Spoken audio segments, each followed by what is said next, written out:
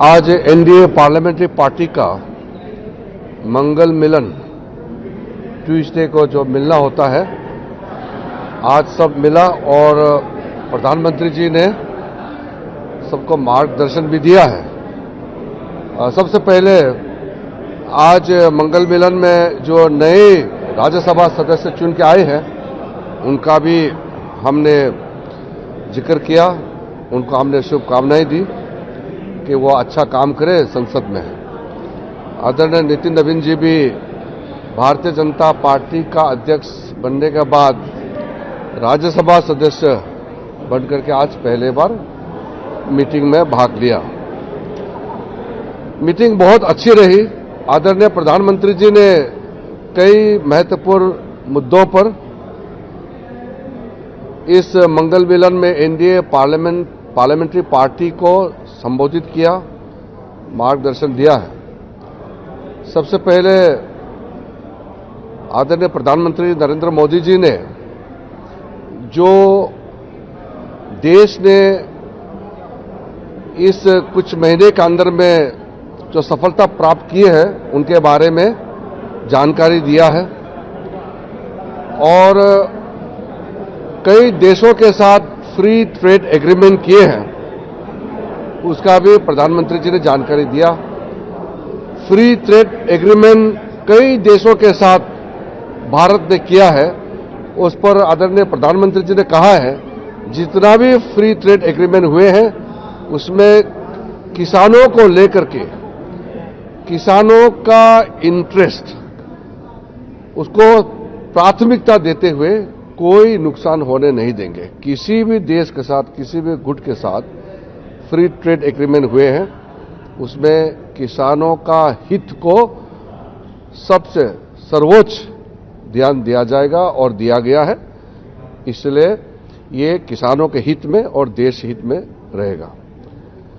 NEET के exam के बारे में आदरणीय प्रधानमंत्री जी ने कहा है कि जब पेपर लीक का खबर आए तुरंत सरकार ने कार्रवाई किया और 13 लोगों को अरेस्ट करके जेल में डाल दिया गया है और साथ साथ जो छात्र हैं, स्टूडेंट्स हैं, उनका भविष्य को नुकसान ना हो इसलिए री एग्जामिनेशन नीट का प्राथमिकता दिया गया और री एग्जामिनेशन को सक्सेसफुली, सफलतापूर्वक कंडक्ट किया गया और उसका रिजल्ट निकालने में कोई विलंब नहीं किया।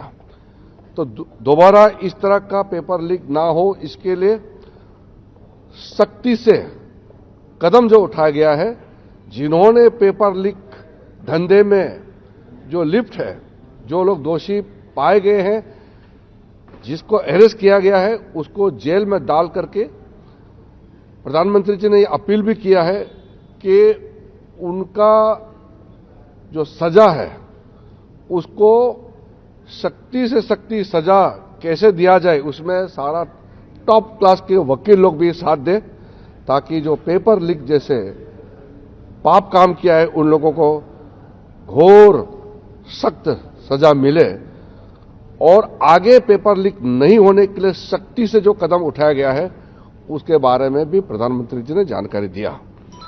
और प्रधानमंत्री जी ने यह भी कहा कि पेपर लीक सिर्फ एक राज्य का मामला नहीं है, सिर्फ केंद्र सरकार का मामला नहीं, पूरा देश का हर एक राज्य में जहां जहां पेपर लीक करने में जो लोग लिप्त हैं, जो लोग इस धंधे में इन्वॉल्व है, जिन्होंने काम इस तरह का घिनौना किया है, पाप काम किया है, उनको सजा देने के लिए सब एकजुट होना चाहिए। ये कोई दलगत राजनीति का विषय नहीं है, ये देश का विषय है और युवाओं का भविष्य के साथ कोई खिलवाड़ नहीं होने के लिए और खिलवाड़ नहीं करने देने के लिए सख्ती से कदम भी उठाए, सजा भी दे दोषियों को और फिर फुल प्रूफ सिस्टम काम जो अभी कर रहे हैं उसमें भी सब मिल करके करें, इसको प्रधानमंत्री जी ने बल दिया है।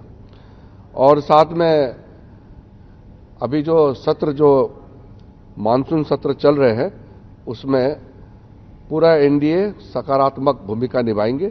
हम देश के लिए जो भी बिल्स, बिजनेस लेके आए हैं इसके लिए पूरा एनडीए एकजुट होकर के हम इसको पारित कराएंगे।